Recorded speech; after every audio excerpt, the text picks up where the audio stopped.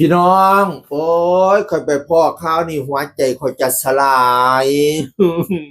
ก็เป็นจังสี่พี่น้องหัวข้อข่าวของไทยรัฐบันเทิงเขาจาหัวข้อข่าวว่าพียอมรับห่างยูกิตอนนี้โสดแบบ50-50พะนะวิอย่าว่าจังสันถอกกระเสียย่างตายเด้อก็เห็นพี่กับยูกิคู่กันย่ำไรเราก็มีความสุขแม่เพื่อเห็นผู้บ่าวรอผู้สาวสวยแล้วโอ้ยโลกมันเปิดสีชมพูอ่องตองเฮ้ยคือว่าจังสี่วะเฮ้ยพียอมรับแบบตรงๆว่าตอนนี้ถอยห่างกับน้องยูกิแล้วทั้งในแง่ของความสัมพันธ์และระยะทางชี้เป็นแผลสดที่เพิ่งเกิดขึ้นไม่ถึงเดือนเลยว่าฉันว่านะสาเหตุหลักๆมาจากเรื่องเวลาและเรื่องงอนกันปะปนซึ่งรอบนี้เป็นปัญหาเดิมที่สะสมกันมานานตั้งแต่เริ่มเป็นข่าวแรกๆยอมรับว่าตอนแรกเจอปุ๊บก็คบปั๊บอาจจะยังไม่ได้ศึกษากันพอเดินมาถึงจุดที่เรียกว่าสุดทางเลยตกลงคุยกันว่าลองห่างดูเพื่อทบทวนตัวเองว่าฉันว่านะวิช่างว่าแต่ว่าเฮ้ยเออเพิ่งเป็นแผลสดๆห่างกันบ่หอดเดือนเทียแมนอยู่วันที่17เนี่ยเขาเจ้าหวังตั้งแต่มีไล่สดคู่กันเนาะมีพี่มียูกีแล้วก็มีอาจไหนทองคำพี่น้องเอ่ย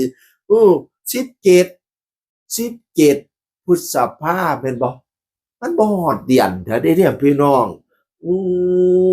ยสร้างบาแต่เฮยจากเลี้ยงงอนพนาวานานะง้อนก็ไปง้อเอาบักลาพี่ไปง้อเอาง้อจังน้อยเขาก็ดีดอกคำเพลงอีพอน้องยุกิก็ยังง้อนหลายไอ้หลายยังง้อนหลายมันง้อนกันไปง้อนกันมากกันเลยสิห่างกันยอมรับว่าเจอปุ๊บแล้วก็คบปั๊บเลยบ่ได้ศึกษาอันกันซึ่งกันและกันหลายเที่ยห่างกันก่อนเพื่อศึกษากันพะนะว่านั่นน่ะอืมอืสร้างเป็นแต่ว่าสู่ข่อยเห็นข่าวนี่ข่อยแป้วในหัวจิตหัวใจปันเจ้าของอกหักเองเอาโลด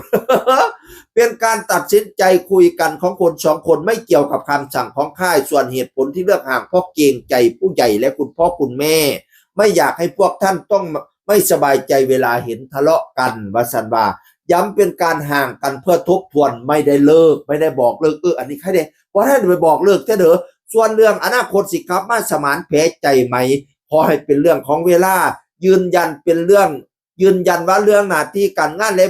แบ่งเวลาไม่ได้มีส่วนทำให้รักพังเลยเรื่องงานเป็นเรื่องร้องๆมากสำหรับครูของตนส่วนสภาพจิตใจตอนนี้เรื่อยๆกำลังดีขึ้นตามลำดับจะห่างนานแค่ไหนได้แค่ตอบว่าเท่าที่ไหวพนาวานนะอย่าห่างโดดหลายอย่าห่างโดดหลายเมื่อถูกถามว่าตอนนี้หัวใจโสดกี่เปอร์เซ็นต์เจ้าตัวตอบว่า50-50ทุกอย่างยังยืนยันเหมือนเดิมก่อนจะหันไปพูดใส่กล้องแบบชัดถ้อยชัดคำว่ายังรักเหมือนเดิมครับรักอยู่กี่ครับมาสบัดสุดท้ายบัดสุดท้ายเฮ้ยบัดสุดท้ายนะยังเหมือนเดิมครับยังรักอยู่กี่ครับยินรักกลับไปง้อเขาบาลาง้อแน่เป็นธรรมดาละผู้ยิ่งนะง้อเอาคำเพียงอีพออันน้องยุกิก็ยังง้อนหลายเด้อยังง้อนหลายเด้อบัดย้ำผู้บ่าวไปง้อกันยิ้มใช้กันลดยิ้มใช้กันลด พ่อแม่เห็นไอ้หลาบ้าหลาอยู่น้ำกันแล้วพ่อแม่มีความสุขโดยเฉพาะบรรดาแม่เนาะเห็นลูกยุกีกับลูกพี่ฮักกันแล้วโอ้ยความรักทำให้โลกสดใสทำให้โลกเบิกบานทำให้โลกเป็นสีชมพูทำให้โลกมีความสุขจะหาว่าความรักทำให้คนตาบอดเบาหวานนั่นขึ้นตาผุดตามันจังบอดจะไปโทษความรักพี่น้องรักกันไว้เถิดเราเกิดร่วมแดนไทย อยากให้กลับมาหากันในวัยอย่าห่างกันนานอย่าห่างกันนานบัดย้ำเห็นลูกคู่กันแล้วโอ้ยลูกมันสดใสอีหลีบาลาบาอีหลาบัดย้ำสุดตัวอยู่คู่กันนะแม่มีความสุขอีหลีเสียเด้อวันสิวางจังใดก็ตามสร้าง